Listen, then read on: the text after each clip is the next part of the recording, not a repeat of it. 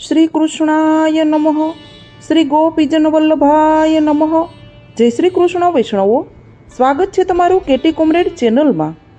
આજના આ સત્સંગમાં આપણે શ્રી વિઠ્ઠલનાથજી પંઢરપુર કેવી રીતે પધાર્યા તેમની કથાનું રસપાન કરીશું. તો ચાલો શ્રી વિઠ્ઠલેશ પ્રભુનું નામ સ્મરણ કરીને આ અવલૌકિક સત્સંગની શરૂઆત કરીએ. સત્સંગની શરૂઆત કરીએ તેની પહેલાં ચેનલને લાઈક અને સબસ્ક્રાઈબ કરી દેજો. નીચે કમેન્ટ બોક્સમાં જય શ્રી કૃષ્ણ લખી દેજો. તો ચાલો સત્સંગની શરૂઆત કરીએ.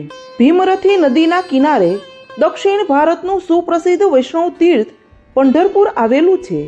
ભીમરથી ભીમા નદીની ચંદ્રભાગા નદીની શાખા છે. તે પવિત્ર નદીના કિનારે પંઢરપુરમાં ભક્ત વત્સલ ભગવાન શ્રી વિઠ્ઠલનાથજી બિરાજે છે. દક્ષિણના વૈષ્ણવ ભક્તો તેમને લાડમાં વિઠોબા નામે સંબોધે છે. એવા ભગવાન શ્રી વિઠ્ઠલનાથજીના દર્શન કરવા માટે શ્રી આચાર્ય ચરણે ભીમરથી નદીના સામા કિનારે રમણીય સ્થાનમાં મુકામ કર્યો. શ્રી વલ્લભ સ્નાન સંધ્યાદી સેવા વગેરે પ્રાતઃ કર્મ સંપન્ન કર્યા. ત્યારે આપના શિષ્ય નારાયણદાસ કાયસ્થ શ્રી મહાપ્રભુજીની સાથે હતા. તેમણે શ્રી વલ્લભને વિનંતી કરી, મહારાજ, શ્રી વિઠ્ઠલનાથજીના અહીં પધારવાની કથા અમને કહો. શ્રી વલ્લભ કહે છે કે આ ગામમાં એક બ્રાહ્મણ કુટુંબ રહેતું હતું. એક એમને પુત્ર હતો. નામ હતું પાંડુરંગ.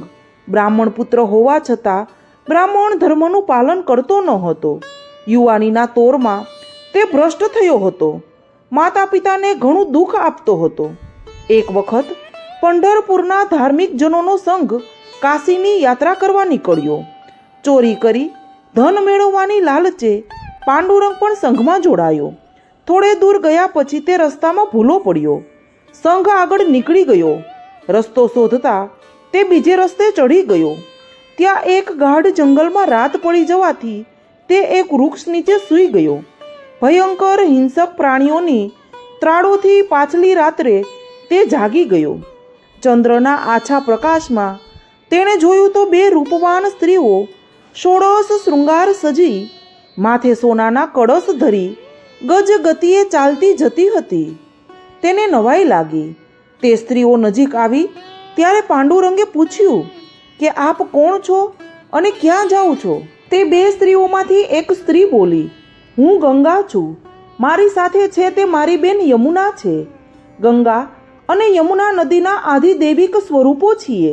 અમારા મસ્તક પરના સુવર્ણ કળશમાં અમે ગંગાજળ અને યમુનાજળ લઈને જઈએ છીએ. અહીં નજીકમાં પંઢરપુર નામે એક ગામ છે. ત્યાં એક બ્રાહ્મણ વસે છે. તેણે આખી જિંદગી તેના માતા પિતાની ખૂબ જ ભક્તિભાવથી સેવા કરી છે. તેના માતા પિતા વૃદ્ધ થવાથી અશક્ત બન્યા છે.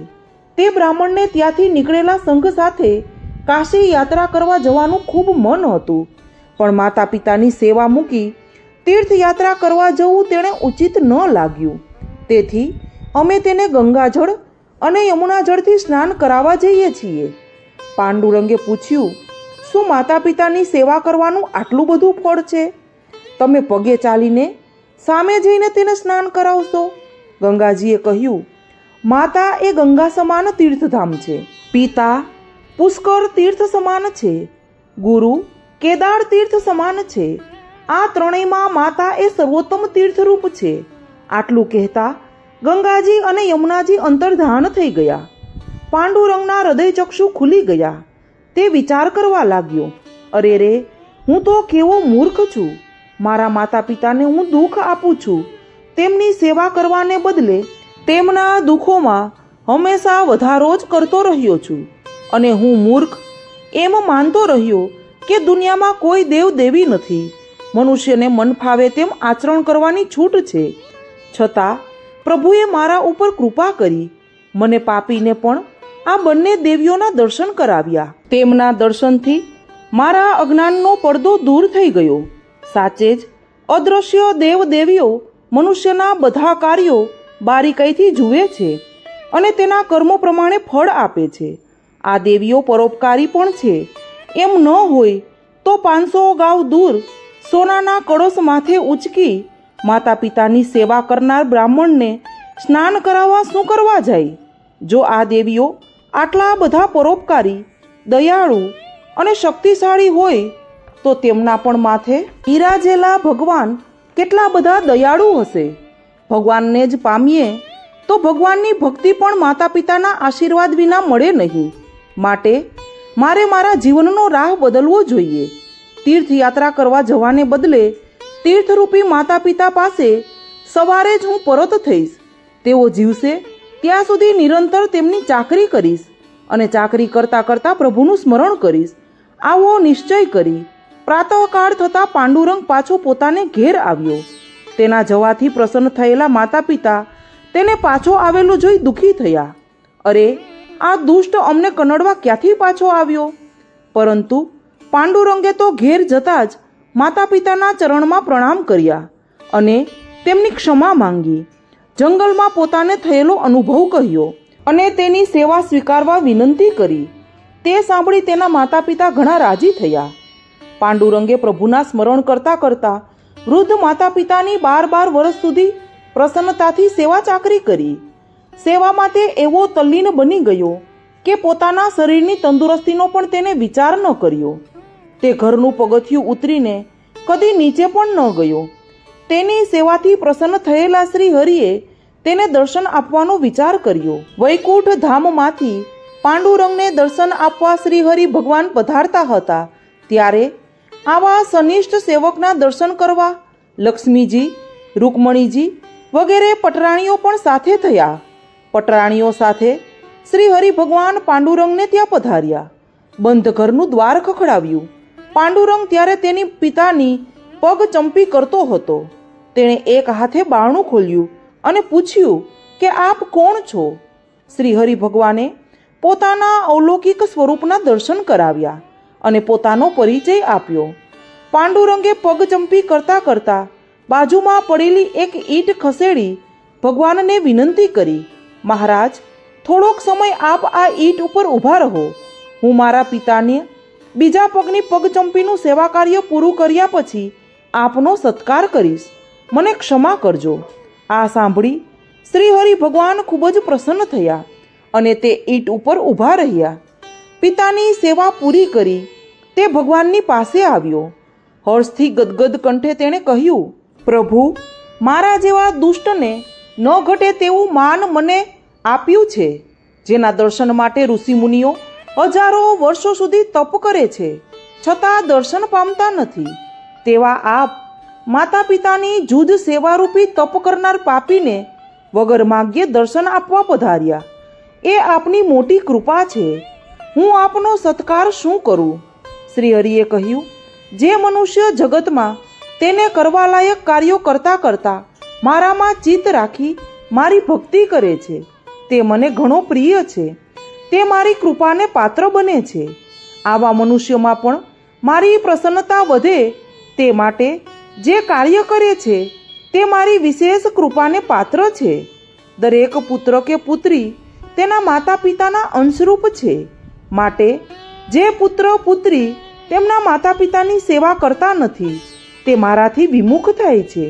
જે માતા પિતાનું સેવન ન કરી શકે, તેમની સાથેનો સંબંધ ન રાખી શકે, તેમને સ્નેહ ન કરી શકે, તેઓ મને કેમ કરીને સ્નેહ કરી શકે?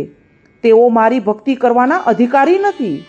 હું તારી માતા પિતા પ્રત્યેની ભક્તિ સાથે મારી ભક્તિથી ખૂબ પ્રસન્ન થયો છું. માટે તું કંઈક વરદાન માગ. પાંડુરંગે હર્ષ વિભોર બની પ્રભુને સાષ્ટાંગ દંડવત પ્રણામ કર્યા અને વિનંતી કરી, મહારાજ, આપ મળ્યા પછી જગતની કોઈ તૃષ્ણા અમારે માટે બાકી રહેતી નથી. છતાં મારી બે વિનંતી છે કે આપ સદા સર્વદા મારા આ રંક ઘરમાં બિરાજી મારી ભક્તિ અંગીકાર કરો અને માતા પિતાની સેવાનું આટલું મહાન ફળ છે તે વાત સદા જગતમાં પ્રસિદ્ધ રહે એટલા માટે આપના નામ સાથે મારું નામ પણ આપ ધારણ કરો.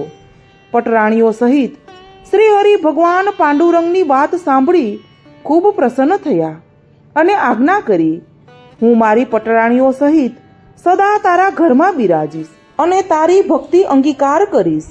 આજથી જગતમાં મારા નામમાં પહેલું નામ તારું રહેશે અને બીજું નામ મારું રહેશે. તે રીતે હું પાંડુરંગ વિઠ્ઠલનાથના નામે જગતમાં પ્રસિદ્ધ થઈશ. શ્રી આચાર્ય ચરણના મુખારવિંદથી પાંડુરંગ શ્રી વિઠ્ઠલનાથજીની પ્રાકટ્યની વાર્તા સાંભળી સૌ સેવકો પ્રસન્ન થયા. દામોદર દાસજીએ પૂછ્યું, મહારાજ, શ્રી હરિ ભગવાને વિઠ્ઠલનાથ નામ કેમ ધારણ કર્યું હશે? શ્રી વલ્લભે કહ્યું કે વિઠ્ઠલ શબ્દ 3 અક્ષરનો બનેલો છે. અજ્ઞાનમાંથી જ્ઞાનનો પ્રકાશ કરનાર એવો આ શબ્દનો અર્થ છે. જીવોના અજ્ઞાનને દૂર કરી પ્રભુના અલૌકિક સ્વરૂપનું જ્ઞાન કરાવે તે વિઠ્ઠલ. ભગવાન સિવાય આવું જ્ઞાન કરાવવાનું સામર્થ્ય બીજા કોઈનામાં નથી. પાંડુરંગ બ્રાહ્મણને પણ શ્રી હરિ ભગવાનની કૃપાથી જ તેમના અલૌકિક સ્વરૂપનું જ્ઞાન થયું હતું. આ લીલા જગતમાં પ્રસિદ્ધ કરવા માટે ભગવાને વિઠ્ઠલ નામ ધારણ કર્યું છે. આ સાંભળી સૌ સેવકો પ્રસન્ન થયા. શ્રી વલ્લભે આજ્ઞા કરી, આપણે હવે ભગવાન શ્રી વિઠ્ઠલનાથજીના દર્શન કરવા અને તેમની સેવાનો આનંદ લેવા મંદિરે જઈશું. આપ શ્રી સેવકો સહિત ભીમરથી નદી પાર કરી મંદિરે પધાર્યા. શ્રી વલ્લભને પધારેલા જોઈ વિઠ્ઠલનાથજીના ભક્તો અને પૂજારીઓ ખૂબ પ્રસન્ન થયા. તેમણે શ્રી વલ્લભનો સત્કાર કરી મંદિરમાં પધરાવ્યા. શ્રી વલ્લભે શ્રી વિઠ્ઠલનાથજીને સાષ્ટાંગ દંડવત પ્રણામ કરી ભેટ ધરી અને ચરણ સ્પર્શ કર્યા. તેમણે પંચામૃતથી શ્રી વિઠ્ઠલનાથજીને સ્નાન કરાવી સાથે આવેલા વસ્ત્રાભૂષણ અને સામગ્રી ધરાવી સેવાનો ખૂબ આનંદ લીધો. ત્યાં એકત્ર થયેલા ભાગવત વૈષ્ણવોએ આપ શ્રી પાસેથી અનેક બાબતો અંગે શંકાઓનું સમાધાન મેળવ્યું. જ્ઞાનદેવના શિષ્યોએ આપ શ્રીને વિનંતી કરી કે મહારાજ, અમે વિષ્ણુ સ્વામી સંપ્રદાયના છીએ. આપના મુખારવિંદથી શિક્ષામૃતનું પાન કરવા ઈચ્છીએ છીએ. ત્યારે આપે વિષ્ણુ સ્વામી સંપ્રદાયના સિદ્ધાંતો સમજાવ્યા અને આજ્ઞા કરી કે સર્વ સ્થાનોમાં શ્રી હરિ ભગવાનને જોવાનો પ્રયત્ન કરતા કરતા શ્રી હરિરૂપ બની જાઓ. ભેદાભેદની કથા છોડી દીનતા અને સ્નેહથી ભગવાનની નિષ્કામ ભક્તિ કરો. ભગવાન કેવળ ભક્તિથી જ પ્રસન્ન થાય છે. તે સિવાય સર્વ સાધનો વિડંબના છે તેવું માનજો. આ સાંભળી સૌ શ્રોતાઓ પ્રસન્ન થયા. શ્રી વલ્લભ પંઢરપુર બિરાજ્યા ત્યાં સુધી રોજ શ્રી વિઠ્ઠલનાથજીના સેવા દર્શન માટે પધારતા હતા. તે દરમિયાન રંગ મહોત્સવના દિવસો આવ્યા. એક દિવસ શ્રી વલ્લભ સેવા શૃંગાર કરી પોતાના મુકામે પાછા પધારતા હતા. ત્યારે માર્ગમાં શ્રી વિઠ્ઠલનાથજીનો કૃપાપાત્ર એક ભક્ત મળ્યો. તેનું નામ પણ પાંડુરંગ હતું. પાંડુરંગે હાથ જોડી શ્રી આચાર્ય ચરણને વિનંતી કરી, મહારાજ, શ્રી કૃષ્ણ પ્રભુની વ્રજલીલાના આ નેત્રોથી દર્શન કરવાની મારી ઉત્કંઠ અભિલાષા છે. તે પૂર્ણ કરવા માટે છેલ્લા 12 વર્ષથી કેવળ ભગવદ પ્રસાદી દૂધ લઈને જીવન વિતાવું છું. પરંતુ મને શ્રી હરિની તે લીલાના દર્શન આજ દિન સુધી નથી થયા. આપ કૃપા કરો તો મારો તે મનોરથ પૂર્ણ થાય. શ્રી વલ્લભે તેમની સામે કૃપા દ્રષ્ટિ કરી અને આજ્ઞા કરી કે અમારી સાથે ચાલ. પોતાના મુકામ પર આવી તેઓ પાંડુરંગને ભીમરથી નદીમાં સ્નાન કરાવી પાસેની ગુફામાં લઈ ગયા. ત્યાં આપે આજ્ઞા કરી કે હું તને દિવ્ય દ્રષ્ટિ આપું છું.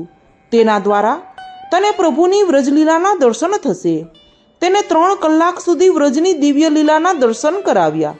પછી આપે આજ્ઞા કરી કે હવે તમે સેવામાં એકચિત્ત થઈ શ્રી વિઠ્ઠલનાથજીની સેવા કરી અને વ્રજલીલાના કરેલા દર્શનનું ધ્યાન કરો તો પ્રભુ કૃપાથી અવારનવાર દર્શન થતા રહેશે. શ્રી વલ્લભ એક દિવસ પોતાના મુકામ પર બિરાજ્યા હતા.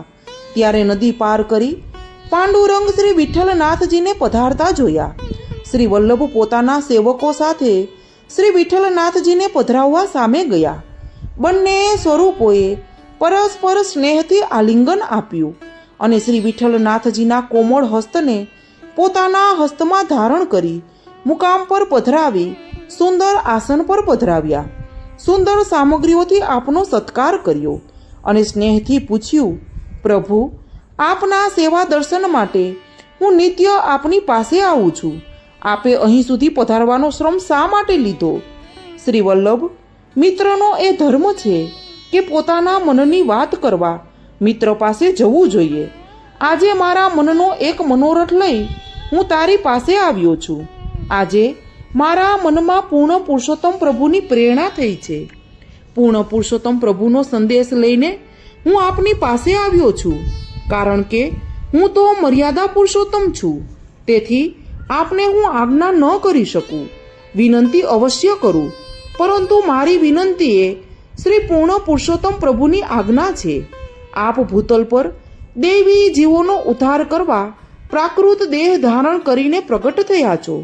પ્રાકૃત દેહ ધારણ કર્યો હોવાથી ભૂતલ પરના પ્રાકૃત મનુષ્યોના ધર્મો આપે સ્વીકાર્યા છે. પ્રાકૃત મનુષ્યનું જીવન અલ્પ હોય છે, એટલે આપ આદિ ભૌતિક દેહથી સદાકાળ માટે ભૂતલ પર બિરાજી શકશો નહીં. જ્યારે ભૂતલ પર દૈવી જીવોનો પાર નથી, એ બધા જીવોનો ઉદ્ધાર આપ આ ભૌતિક દેહ દ્વારા કરવાનો સમય કેવી રીતે પ્રાપ્ત કરશો? શ્રી પાંડુરંગ વિઠ્ઠલનાથજીએ પોતાની વાત આગળ વધારી. આ સંદર્ભમાં શ્રી પૂર્ણ પુરુષોત્તમ પ્રભુની આજ્ઞા છે કે આપ બ્રહ્મચર્યાશ્રમનો ત્યાગ કરી ગૃહસ્થાશ્રમ અંગીકાર કરો, જેથી આપને ત્યાં સાક્ષાત શ્રી પૂર્ણ પુરુષોત્તમ પ્રભુ પુત્ર સ્વરૂપે પ્રગટ થશે અને તે રીતે આપના વંશ દ્વારા આપ જ પુનઃ પ્રાકટ્ય ધારણ કરી દેવી જીવોના ઉદ્ધારનું કાર્ય સરળતાથી ભૌતિક નિયમોને બાધા ન આવે તેવી રીતે કરી શકશો. શ્રી વિઠ્ઠલનાથજીએ શ્રી વલ્લભને આવી આજ્ઞા કરી ત્યારે ત્યાં પૂર્ણ પુરુષોત્તમ શ્રી ગોવર્ધનનાથજી પ્રગટ થયા. તેમના દર્શન કરતા શ્રી વલ્લભ અને શ્રી વિઠ્ઠલનાથજી ખૂબ જ પ્રસન્ન થયા. શ્રીનાથજીએ આજ્ઞા કરી, શ્રી વલ્લભ, શ્રી વિઠ્ઠલનાથજીએ મારી આજ્ઞા તમને જણાવી છે, માટે તેમાં વિલંબ કરશો નહીં. શ્રી વિઠ્ઠલનાથજી આજ્ઞા કરે છે કે આપ કાશી પધારશો ત્યારે મારો એક સેવક આપનો સજાતીય બ્રાહ્મણ તેની કન્યાનું માંગું લઈ આપની પાસે આવશે. તે કન્યા સાથે આપ પાણી ગ્રહણ કરશો. આવી આજ્ઞા કરી શ્રી વિઠ્ઠલનાથજી અને શ્રીનાથજી અંતર્ધાન થઈ ગયા. ભગવદ આજ્ઞા શ્રી વલ્લભે શિરોધાર્ય કરી અને ત્યાં શ્રીમદ ભાગવતનું પારાયણ કરી આપ આગળ પધાર્યા. તો વૈષ્ણવો, પાંડુરંગે માતા પિતાની સેવા કરી તેનાથી પ્રસન્ન થઈ આપણા શ્રી વિઠ્ઠલનાથજી સાક્ષાત પાંડુરંગને ત્યાં બિરાજ્યા. ભક્તનો મનોરથ પૂર્ણ કરવા સદાયને માટે પંઢરપુર આવીને વસ્યા. આપણા પ્રભુ તો પરમ દયાળુ અને પરમ કૃપાળુ છે. પ્રભુની અવલૌકિક કૃપા આપણને સૌને પ્રાપ્ત થાય. તો આ અવલૌકિક સત્સંગને અહીં પૂર્ણ કરીશું. સર્વે વૈષ્ણવોને મારા જય શ્રી કૃષ્ણ.